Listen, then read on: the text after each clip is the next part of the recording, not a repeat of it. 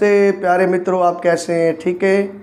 आप सब मेरे चैनल से जुड़े हुए हैं पंडित मुकेश कुमार यूट्यूब के माध्यम से, और भगवान श्री कृष्ण की कृपा से बहुत सुंदर सुंदर प्रवचन और भागवत कथाएं और श्राद्ध क्रिया आपके द्वारा रखी गई और आपने इसको सुना, देखा और आनंद लिया।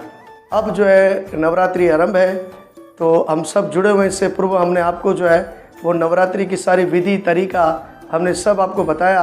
आज हम पहले दिन की कथा आपके सामने रखेंगे और आप उसको ध्यानपूर्वक सुनिएगा। और पहले दिन की कथा नवरात्रि की है और 9 दिन ये कथा हमारी आपके सामने, आप लोग इसको देखेंगे, सुनेंगे और आनंद लेंगे और अपना व्रत भी आप लोग खोल सकते हैं। तो आज पहली माता की पूजा है। इससे पूर्व हम थोड़ा मंगलाचरण करेंगे, फिर आपके सामने कथा रखेंगे। ओम नमो भगवते वासुदेवाय कृष्णाय वासुदेवाय देवकी नंदनाय च नंद गोप कुमाराय श्री गोविंदाय नमो नमः। हरे कृष्ण कृष्ण कृष्ण हरे हरे, हरे राम राम राम हरे हरे। तो इसी प्रकार से प्यारे मित्रों, आप देख सकते हैं और समझ सकते हैं इस बात को कि पूरी दुनिया में जो लोग जो है नवरात्रि का पर्व बनाते हैं और बड़ा आनंद के साथ बनाते हैं, और लोग जो है अपने घरों के अंदर अपनी अपनी कुल देवों की पूजाओं में लग जाते हैं। तो इसी प्रकार से प्यारे मित्रों, आज पहला नौरता, पहली नवरात्रि और पहली माता शैलपुत्री के रूप में माता की पूजा होती है। अब इसके बारे में हमें जानकारी होनी चाहिए कि ये माता शैलपुत्री कौन थी और कैसे इस धरा पर आई, तो ये बातें हमें पता होनी चाहिए। माँ दुर्गा अपने पहले स्वरूप में शैलपुत्री के नाम से जानी जाती है। पुरोहित राज हिमालय के वहाँ पुत्री के रूप में जन्म लेने की वजह से इनका नाम शैलपुत्री नाम पड़ गया था। और इस माता की जो सवारी है, और आपने देखा होगा कि अलग अलग माता की अलग अलग सवारी है, और इनकी सवारी सांड के ऊपर है। इनके दाहिने हाथ में तीर त्रिशूल और बाएं हाथ में कमल का पुष्प है। ये नौ दुर्गा की पहली शक्ति है जिसके द्वारा मनुष्य उनकी पूजा करते हैं। अपने पहले जन्म में ये प्रजापति दक्ष की पुत्री के रूप में उत्पन्न हुई थी, तब इनका नाम सती पड़ा था। तो जब प्रजापति दक्ष की जहाँ इनका जन्म हुआ, तो पहला जो नाम इनका सती था और जो सती माता पड़ा था। इनका विवाह भगवान शिव के साथ हुआ था। एक दिन प्रजापति दक्ष ने एक बहुत बड़ा यज्ञ रचा रखा था, यानी कि भगवान शिव के ससुर ने बहुत बड़ा यज्ञ को रचा रखा था। तो उसी प्रकार से भगवान शिव को उस यज्ञ के अंदर आमंत्रण यानी कि इनविटेशन और दावतनामा नहीं दिया गया था। तो उसी प्रकार से जब सती माता को पता लगा कि मेरे पिता एक बहुत बड़ा यज्ञ कर रहे हैं, तो मुझे भी उस यज्ञ में जाना है, अपनी माता बहन भाइयों से मिलना है। तो इसी प्रकार से सती माता को ये बात पता लगी। तो प्रजापति दक्ष की इस यज्ञ में जाने के लिए उन्होंने भगवान शिव से आराधना की। तो भगवान शिव ने इनको जाने के लिए अनुमति दे दी। जब ये उस यज्ञ में पहुंची, तो उन्होंने क्या देखा कि कोई भी इनसे सही मुंह बात नहीं कर रहा और ना इनसे कुछ बातचीत हो रही है, लेकिन फिर भी इनकी माता जो थी उन्होंने इनको गले से लगाया।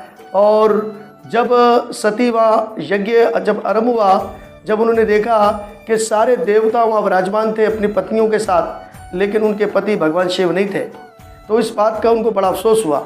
लेकिन फिर उन्होंने क्या देखा कि इनके पति के लिए अब्द शब्द यानी कि ऐसे शब्द बोले जा रहे हैं जो सुनने के योग्य नहीं है। तो उसी प्रकार से सती को बड़ा क्रोध आया और बड़ा गुस्सा आया, और सती माता ने ना आऊ देखा ना उधर देखा। उन्होंने तुरंत जो है अपने शरीर को जो है अग्नि कुंड के अंदर ही डाल दिया और उसके अंदर डाल दिया, और इसी प्रकार से वो जलने लग गई। तो ये खबर जब सैनिकों ने देखी, तो सैनिकों ने उस यज्ञ को क्या किया, भंग कर दिया। और भगवान शिव को जब ये पता लगा, भगवान शिव जब आए क्रोधित हो गए और बहुत क्रोधित हुए और इतने क्रोधित हो गए कि वो जो है नृत्य करने लग गए और इसी प्रकार से जो है वो क्रोध में आ गए। तो इसी प्रकार से प्यारे मित्रों, उन्होंने सोचा कि भगवान शिव जी की मान अपमान उन्होंने वहाँ पर उनका उतार दिया और इसी प्रकार से उनसे बड़ी गलती हो गई, प्रजापति दक्ष से गलती हो गई।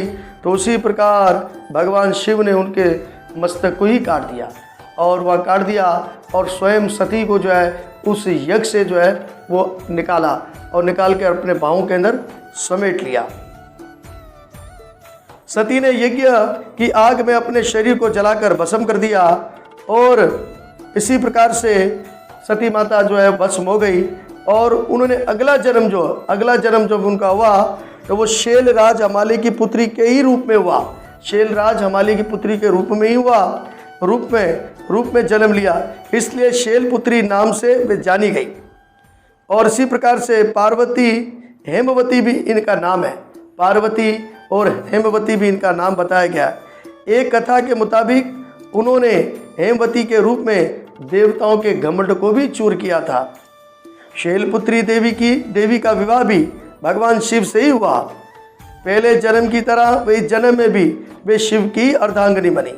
9 दुर्गाओं में पहली शैलपुत्री दुर्गा की बड़ी अहमियत और शक्तियाँ बहुत बताई गई है।